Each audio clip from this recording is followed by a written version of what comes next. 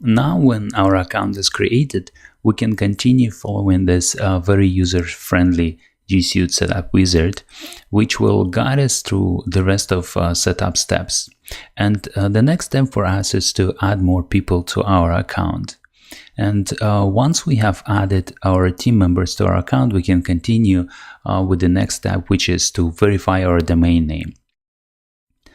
We can also skip this step-by-step setup process and not to follow it, but rather click on the manual setup link and jump ahead to G Suite admin console. But I do not recommend you doing that at this moment, but rather follow along with my video.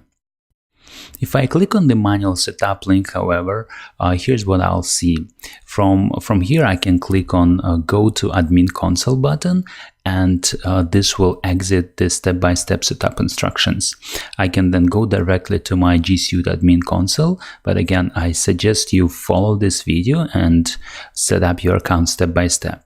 The manual setup requires some knowledge of managing domains and emails, and if you are not familiar or do not have a prior experience working with this, then I suggest you do not go into manual setup at this moment and just close this window.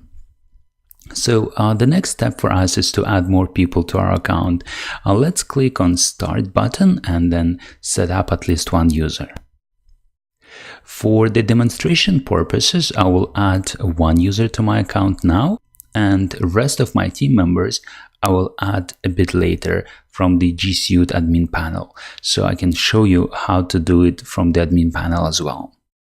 Okay, so I've entered a first name, last name, and the username of my first user, and once ready, I can click on Add button and user will be added to my list. And once user is added, you should see it in your list. I now have two users in my list, myself and the new team member I've just added. If you like, you can go ahead and add the rest of your team members now, but you will have access to this list and will be able to edit users' details or set their password and delete users if needed from the admin panel later. Once done editing your team members, click on the checkbox which says I have added all user email addresses, and then click on Next button to continue. Now we have added team members to our account, but they're not aware about this.